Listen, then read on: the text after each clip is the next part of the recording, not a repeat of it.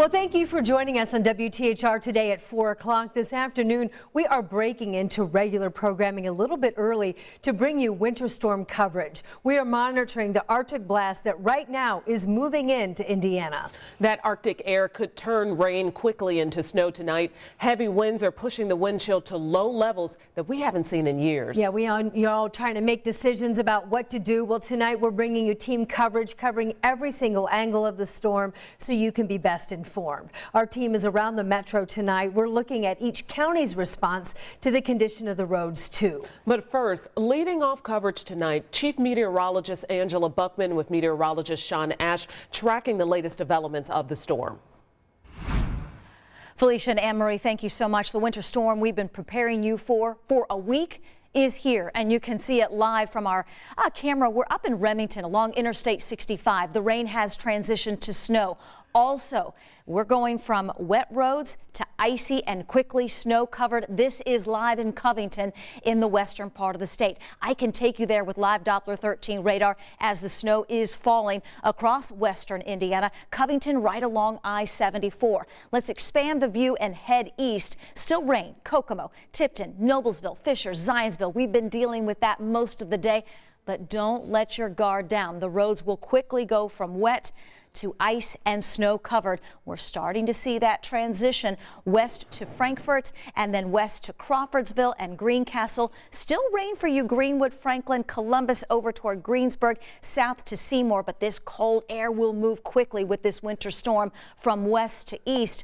And speaking of cold, they're already in the single digits across parts of Illinois. Wind chills sub-zero, and all of this is headed our way over the next few hours. Future Track 13 doing a great job on the placement of that transition from rain to snow. And again, it quickly moves from west to east. Most of us will be dealing with snow by 7 o'clock this evening, with temperatures and wind chills dropping quickly as the winds start to pick up. We're not going to be done with the steady snow until after midnight, close to sunrise tomorrow morning, and what will be left behind 3 to 6 inches, if not more. And we're going to combine that with dangerously low wind chills and winds that may gust 50 to 60 miles per hour. So we're going to transition from snow to blowing and drifting snow and wind chills, Felicia and Anne-Marie, that will near 40 below zero. This is just the beginning of a dangerous winter storm. Yeah, we want everyone to stay in safe and sound. Thanks, Angela. And because of this, we're trying to take you with us throughout this entire journey.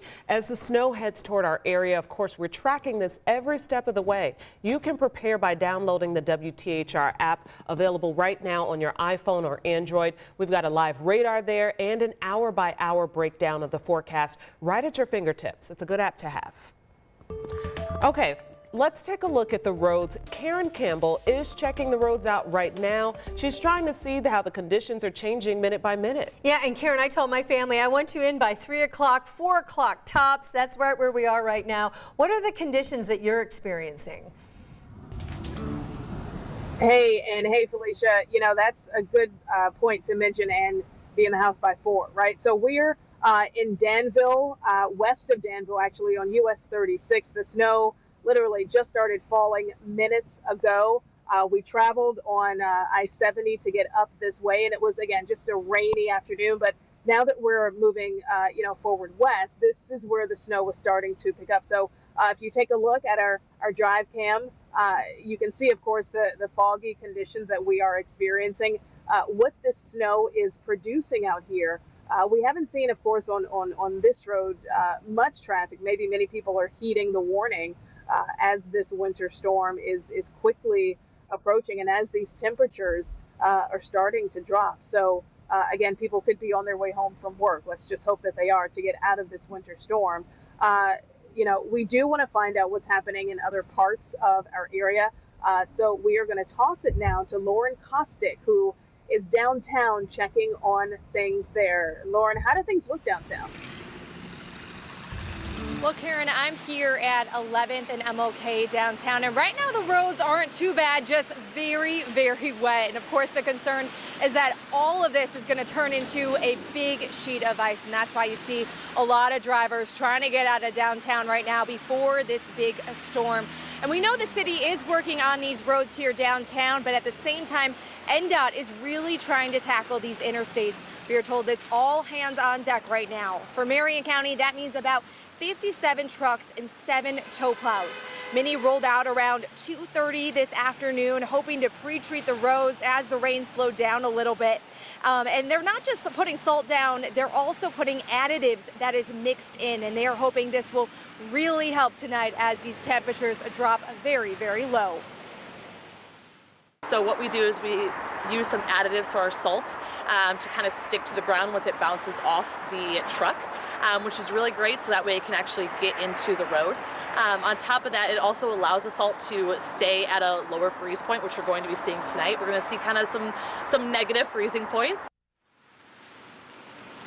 For the next few days, NDOT crews will be working in 12-hour shifts. The plan right now is to go until Saturday morning, and of course that could all change depending on this weather. And as you can see, a lot of drivers here downtown trying to get home, and at the same time there are a lot of people still trying to catch that last-minute flight. Rich Nye right now is at the airport. Rich, what are you seeing over there? Well, Lauren, this is the information that everybody is checking out right now, the arrivals and departures board. And every time you see a red square on that board, that is a cancellation. We've got flights coming in from Atlanta, Austin, Chicago, Denver, Detroit, Minneapolis, Nashville, New York, Orlando, Toronto, all canceled. A lot of them in that 5 to 8 o'clock window tonight as that weather and temperature starts to change. These are the departures, and we've got 3 flights coming in from Chicago in that same window between 5 and 7, canceled. Lots of cancellations on the departure board as well.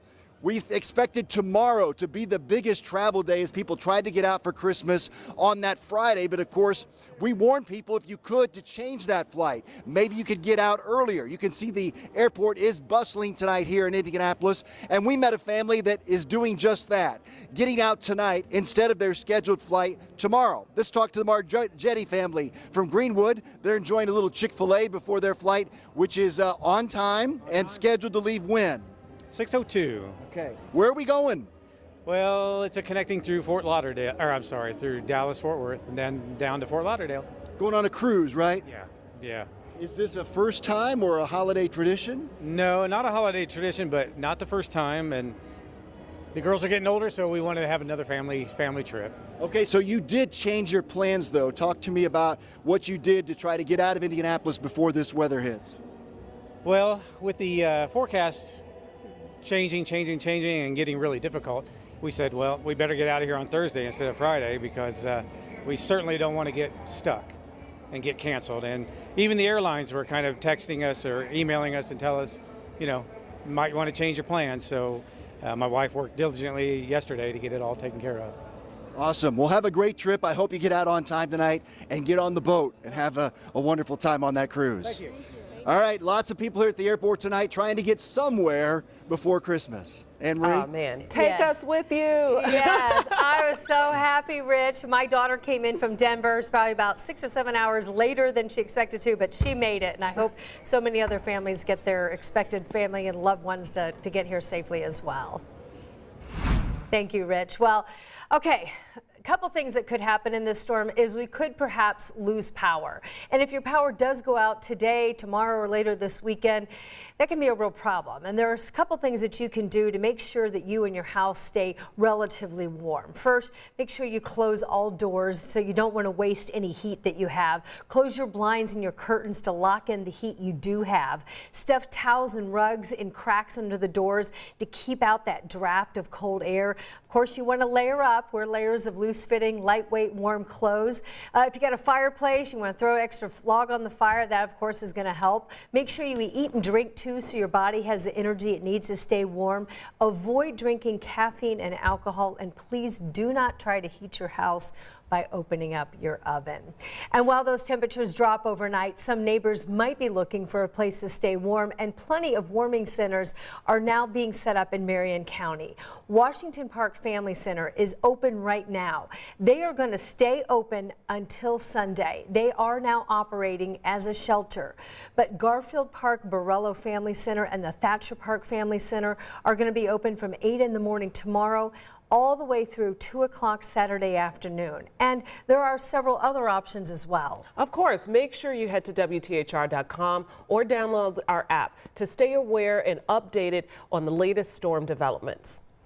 And hopefully you're able to stay home and off the roads. That's what officials are asking. But if you have to travel, you might want to check and see if your vehicle is ready for the snow. So here's what AAA recommends. Of course, check the tread on your tires and their air pressure first. Up next, the windshield wipers. Make sure that they're working properly with plenty of washer fluid to clear away any snow or ice, any salt buildup from the plows. And then after that, make sure your car battery is fully juiced up to avoid any breakdowns in the cold winter months. And of course, make sure you have an emergency road kit. You need things like a spare tire, a car jack, jumper cables, but also consider packing bottled water or a flashlight, even flares. Also a reflective safety vest in case you break down on the side of the road at night. Typically, they want you to stay with your vehicle when you break down, so some things to keep in mind there. Let's get straight to Angela for an update. That is a lot to keep in mind, Felicia. And as you pointed out, if you don't have to travel the next, especially tonight and early tomorrow, really is best not to, so we can get those roads cleared, or at least try to, as we continue to track this winter storm. An update on radar and wind chills that go sub-zero. And with the storm moving in, there are a number of cancellations throughout the area that you need to know about. We're going to break those down, give you all the information you need to know next on 13 News at 4. And here's a live look outside. This is a sign of what's to come. That's right. We are keeping an eye on the weather situation as we're going to have this mix over from rain to sleet to snow and a big drop in temperatures. Our coverage continues live now through 6:30 when we come back.